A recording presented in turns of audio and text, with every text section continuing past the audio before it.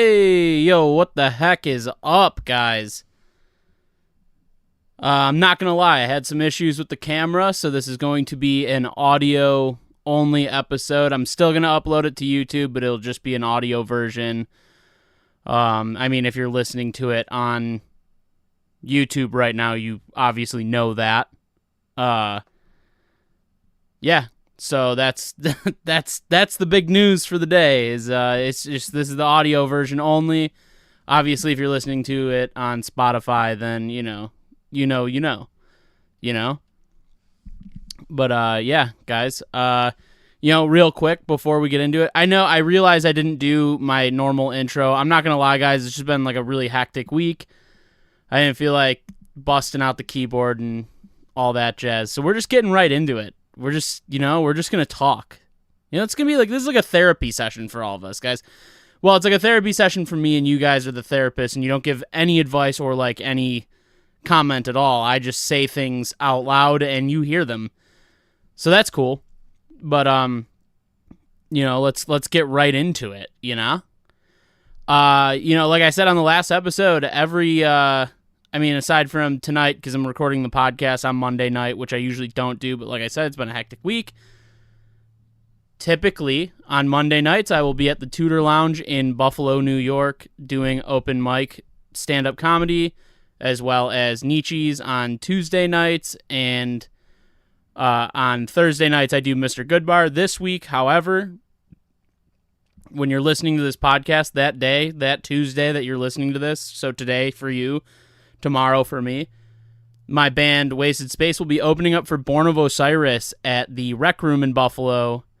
That is August 29th, which is the day you're listening to this, so that's where I'll be. I will not be at Nietzsche's doing open mic. So, but next week, back to my regular schedule, Monday, Tuesday, Thursday, doing stand-up downtown in Buffalo. So definitely come check it out. Come support the other comics. There's a lot of good ones on there. Hopefully, maybe I can get some of them on the podcast sometime. I don't know. I don't know any of them that well yet, so we'll just see. We'll see how it goes, guys. But yeah, so we've got that going on. And then, of course, tomorrow, we're also, August 29th, I'm going to be releasing the music video for my band Wasted Space. New music video for Jazz Massacre will release tomorrow night as well.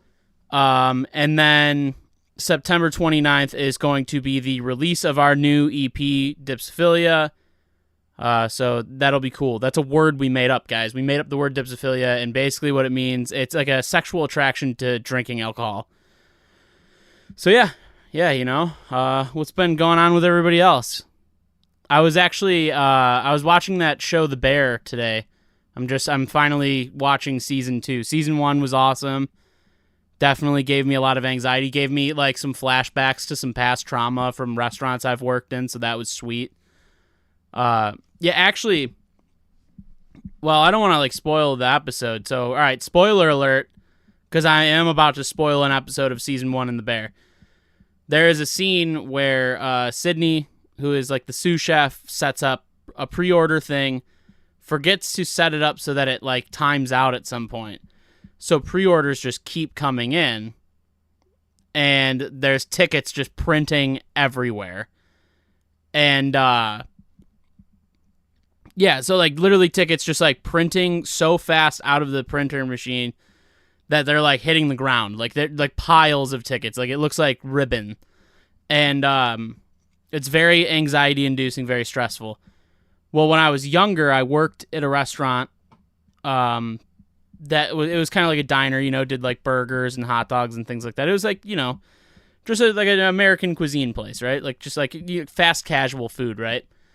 And I came in one morning. Now there was an opener that would come in and prep cook and get everything started, right? Get all the oven, or not oven, but the grill and the flat top and all that shit turned on. And then, someone would come in, I believe at 10:30 or 11. And then I think by noon, or at least by 11, we were open. We were full-blown, doors unlocked, customers in. The people who were supposed to come in after the opener didn't show up. So I showed up at I think noon or 12:30. Sometime, whatever it was an hour after we had already opened. the two people who were supposed to come in and cook and like work the register and shit like that did not show up. So I come in and we're an hour into service, and my buddy Dylan, who was working, he was opening at the time. Shout out to Dylan. I walk in and I've never seen someone look so stressed.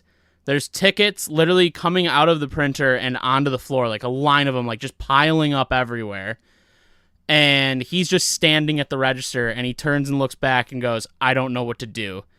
And I just like, something clicked, and I was like, tell everybody there's going to be a 30 to 45 minute wait. Keep putting orders in. Let's get through the line of people and then get back here as soon as you can to help me. I drop, a basket of fries, a basket of sweet fries, a basket of onion rings. Basically drop like one of each thing in the fryer. I count how many burgers I can, like the first like 20 tickets, I count as many burgers, hot dogs, all that shit that I need to do, Reubens, whatever. And I just start throwing all of it on. Like I'm fucking sandbagging everything, literally just firing everything. And we finally he was able to get back. And like, I'm talking like there were so many tickets that like I just had like stacks of them jammed into like the ticket rack because I had nowhere to put them. And so I'm working the flat top, the charbroiler, the fryers, the expo station for expediting the food, and I'm making milkshakes. So I'm just like running through this kitchen back and forth, just like doing everything, you know what I mean? Toasting all the buns, putting all the toppings on it and shit, putting them on trays and just handing them to Dylan, and Dylan's just running the food, And I remember it was like 2 or 3 hours straight of just that. And it was like the first time I ever got, like, I never smoked when I worked in kitchens. It was the first time I ever got done with like a lunch rush. Looked at Dylan and I was like, give me a cigarette. Went outside, lit it up. I'm sitting there. The owner shows up, sees what happened, just comes out immediately and it's like, I think I'm going to give you a raise. So that was cool. It was nice of him to do that. But I remember when he said that, I just went, thanks. Like it did not feel like a proper reward for that, but I ended up becoming a manager and shit and then ruining that because I was partying too much and normal kitchen stuff. But after from there I ended up working in the restaurant industry for 12 years and now I don't. Now I work in an office, and I thought, yeah, well, I'm not going to get into it, but but I was watching The Bear and I was watching The Bear, and I'm watching season 2, and I'm like, dude, like every time I watch anything cooking relating, it's like the itch comes back. You know what I mean? The itch comes back, and I want to like be in the kitchen again.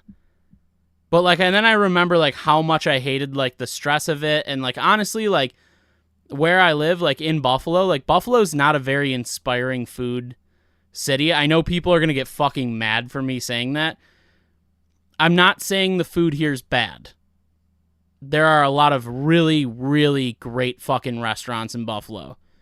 What I'm saying is they lack inspiration in the sense that most of the restaurants here serve wings. Most of them serve, or they're like an Italian place, or they're a Mexican place, or they're like selling burgers and Reubens and Cubans and like, or they're selling pizza. Like it's not like, there's not a lot of like culture as far as the culinary cuisine goes in Buffalo.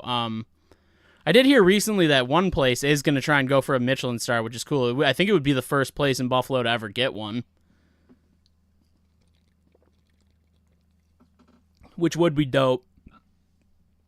And then, sorry, I'm chugging Baja Blast behind the scenes right now. My mouth got dry. But it would be cool to see someone get one. I got to check out, I can't remember what the restaurant's called. I got to check it out, see what kind of food they're making and shit. But, that's the only thing. I just think, like I wish people would stray from the norm a little more in Buffalo. No, it'd be nice to see like a really good, and maybe I just don't know about the places. So like, honestly, if I mention something and you're like, there is a place that does that, please comment so I know. But there's not a lot of like farm to table. There's not a lot like there's a lot of places that are like partially farm to table. You know what I mean? Like they're like mostly or like a little bit farm to table. But like I mean, even like the fine dining is just like you like. I don't know. I shouldn't say there isn't good places. Maybe I'm just not going to them, or maybe I just haven't found what I'm looking for yet. You know what I mean? Like, I want to go somewhere where the food doesn't make sense how good it is. You know what I mean? Like, I want to go eat somewhere where, like, when I'm done, it's like when you see, like, a really good movie and you're just, like, left with this sensation that, like, what just happened to me? And then, like, for a week, that's all you think about. You try to figure out what you just saw, you know what I mean? Like if you've ever seen a movie where like for a week after there's this lingering feeling, like this lingering want for more, you know? And that's kind of how I feel about food. Like I want to go somewhere where I don't notice how good it is until like a week later. Like obviously I want to notice it's good while I'm there, but like a week later I want to like still be figuring it out, you know? And be like, "Oh my god, I didn't even notice this was done," or "Oh my god, I didn't even realize what I was tasting and now I'm figuring it out." Like when you see a movie and like you kind of like replay the scenes in your head and you like start to piece it all together again and you're like, "I can't believe I just like totally glossed over all of this," you know? Like I want that from food. And I think that's what, like, a perfect experience of eating should be, you know?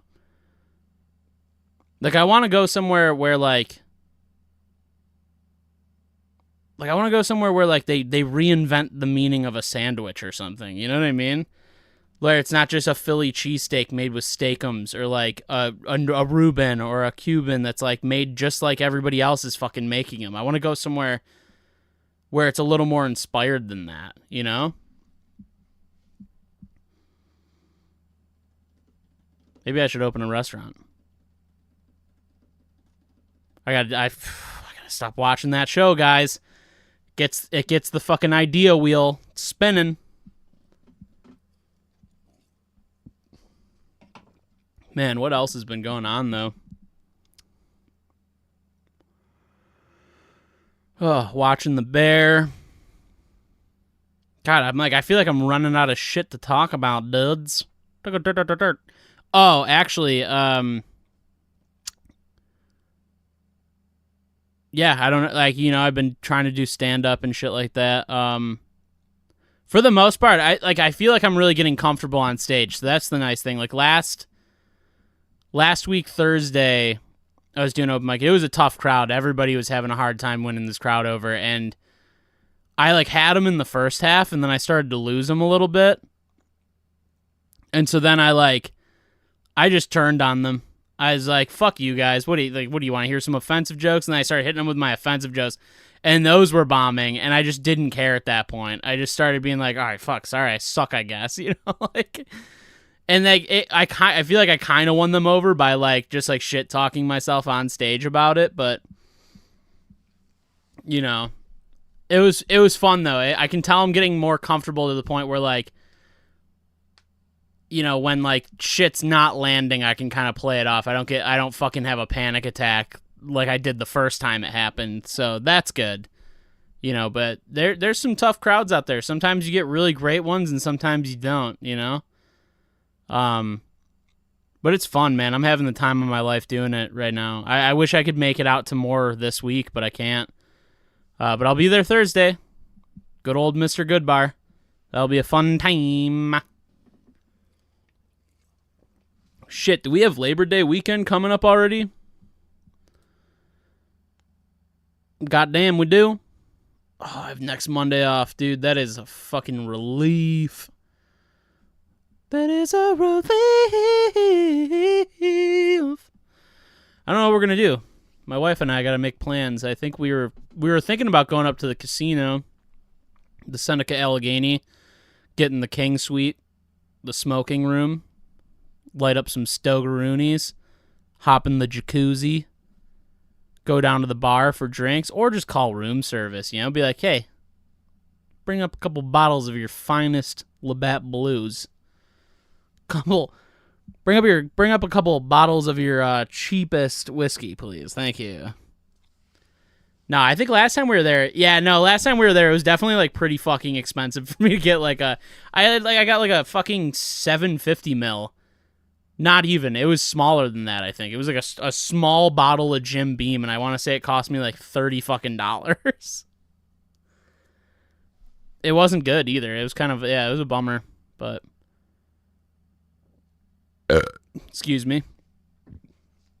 But, you know, that's just life, right? That's just life.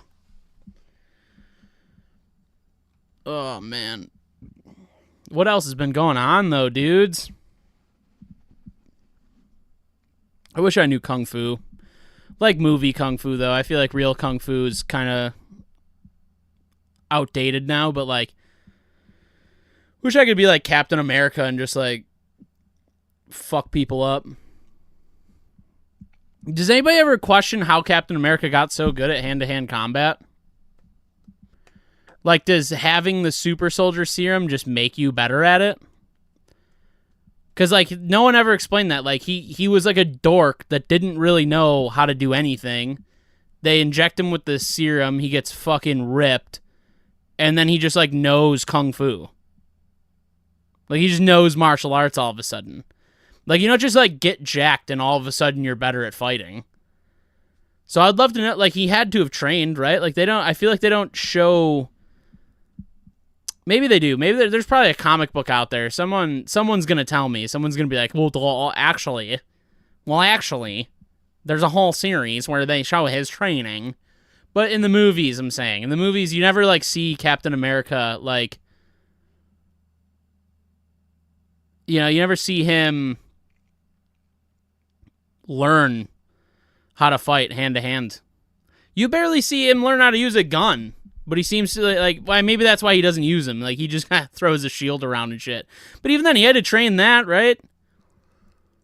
Like, when Falcon gets the shield, he has to, like, learn how to use it, right? Like, I mean, he does all the training in his backyard, not with, like, professional help at all, but, you know, that's fine. But, like, he has to, like, learn how to, like, ricochet it off trees and catch it and do flips and shit. But, like, what I want to know is, like, Captain America, like, he didn't train. He just, like, knew how to throw a shield all of a sudden. Like, he was, like, already just good at it. Or maybe, like I said, maybe, like, they didn't explain it well enough. And, like, he does know what he's doing, but, you know. I wonder what Batman would be like if he wasn't good at fighting. Like, he just gets fucking shot immediately. That's it. That's just the end. But, you know. I'm trying to think of some other superheroes. Like Spider-Man, I get. Like, he doesn't know how to fight, but he's got super sense. So, like, he can just kind of, like, and he's strong. He's got super strength. So, like, he can kind of just, like, dodge shit and fucking break people's necks. So, I don't know, like, does Captain America have better senses because of it? Like Daredevil, right? Like, Daredevil makes sense. Like, although he's blind, so he shouldn't be that good at fighting, but he's got super senses. That plus the fact that, like, he grew up with a father that was a professional boxer, and he probably spent a lot of time in a boxing gym, continued his training after getting his superpowers. Plus, well, in the TV show, they also show that Stick teaches him how to fight and uses senses and shit. So, like, it makes sense that Daredevil knows how to fight. Captain America just, like, gets jacked and all of a sudden can fucking kick ass. I just don't get it. And, like, let's be honest, like, in World War II, the American military was not teaching dudes how to, like, roundhouse kick. You know, they might have been teaching them, like, how to wrestle, kinda. You know? But, like, Captain America's, like, throwing a fucking boomerang shield at people hitting him with flying knees and doing like spinning backflip roundhouse kicks and shit. Like, where the fuck did he learn how to do any of that? So he's got to have like some kind of super senses and like a little bit of super strength. I know like the super soldier serum like makes him run faster and a little stronger. So it must make like cognitive ability a little better. Whoa. Ew. Ew. Did Stanley Tucci play the German doctor that made the super soldier serum in that movie? I'm going to give it a goog. Because I think he did, right? It was Stanley Tucci who played like the doctor that was like, that's the kid we have to pick. He's a good kid.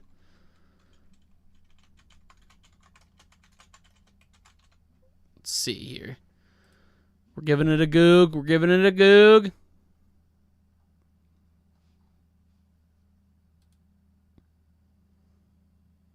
Yep. Yeah, it was. It was Stanley Tucci. Awesome. Yeah, nailed it. Great actor. Oh, I forgot Hugo Weaving played Red Skull. There's a lot of celebrities in this movie. Yes.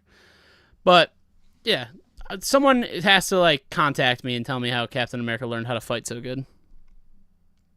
Because I just don't get it. Like, Wolverine makes sense, right? Like, Wolverine has been alive for like decades. Like, I think he's been alive for like 100 years at least, right? Makes sense that he'd be pretty good at fucking fighting. He probably learned all of the martial arts, or at least just like gotten enough fights to get good at it.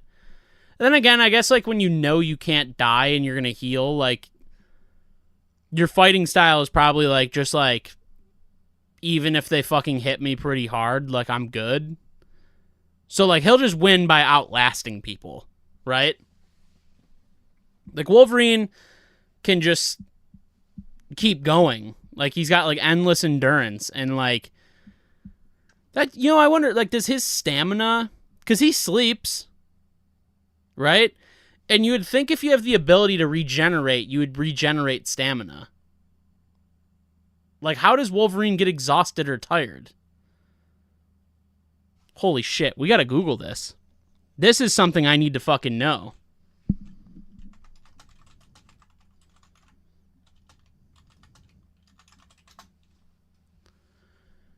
When Wolverine is swinging his arms, hacking people up, he doesn't start gasping for air and collapsing anytime soon. That's because his healing factor breaks down lactic acid that would normally build up in his muscles. That doesn't mean he never gets tired, because he does need sleep. Why, though? Why does Wolverine need sleep? What it means is that when Wolverine goes into berserker mode in a fight, he's stronger, faster, and can keep going longer than a normal human.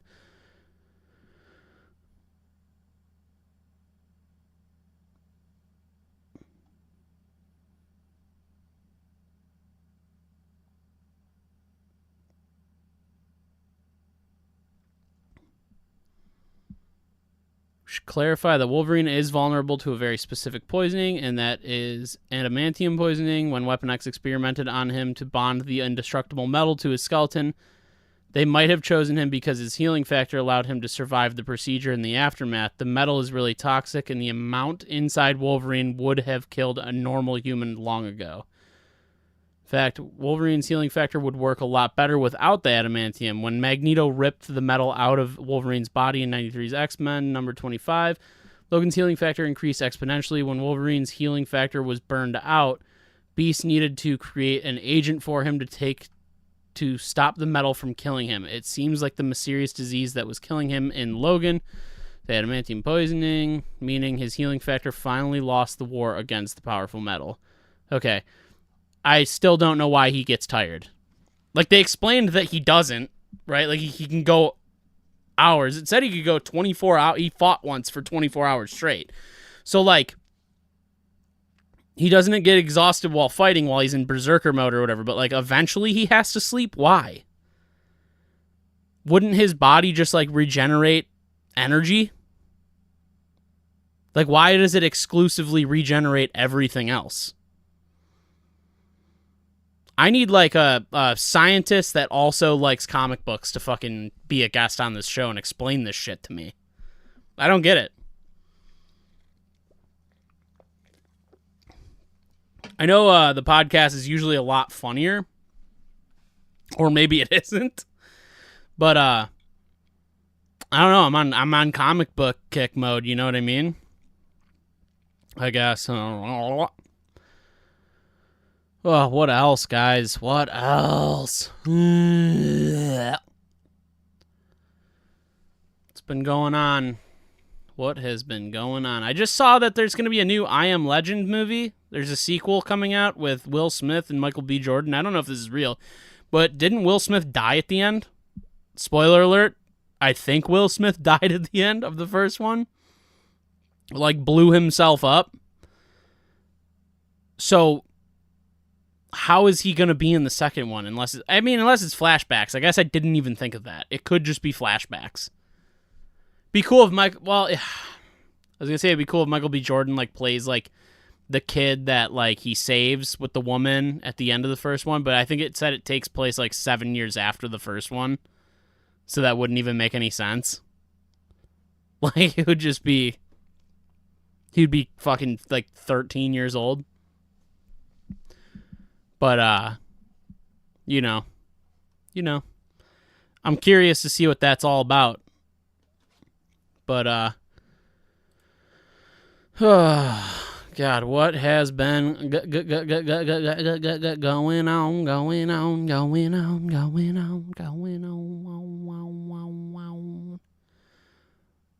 could throw the fucking autocorrect on.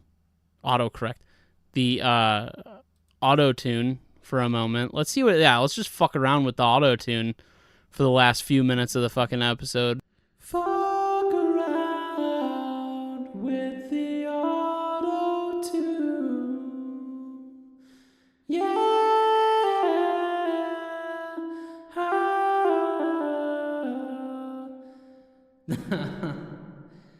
What does auto-tune sound like when you're just talking? Oh, it sounds pretty fucking weird. This episode went from being about superhero shit. Now it's about auto-tune. Yeah.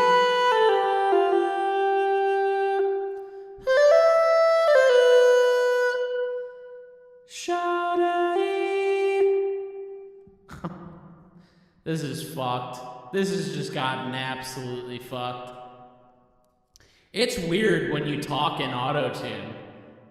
Like, is this what T-Pain sounds like all the time? Shawty, yeah, shawty.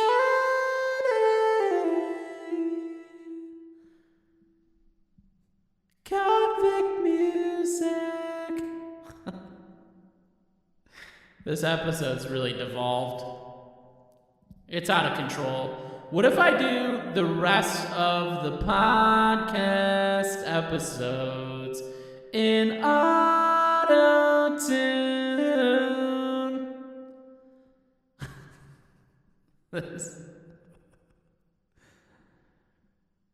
Just every episode sing about all of the things that I want to talk about. Have you guys seen this show called The Bear on FX? It made me wanna cook again. Ooh.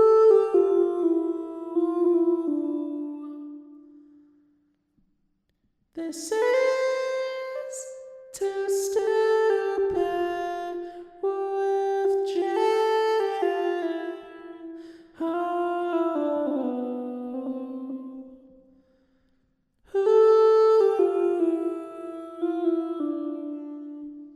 Yo, fuck it. Maybe we'll end the episode with like a quick auto-tune song. Fuck it. I'm going to set it up. All right. So that didn't pan out the way I thought it would. I had some issues with my recording software now. I'm having camera issues. I'm having audio issues. But I'm glad we at least got to have a weird segment with auto-tune. Guys, it's been real. It's been fun. But it hasn't been fun real. So, with that being said, adieu, parting is such sweet sorrow. Fuck you, bye.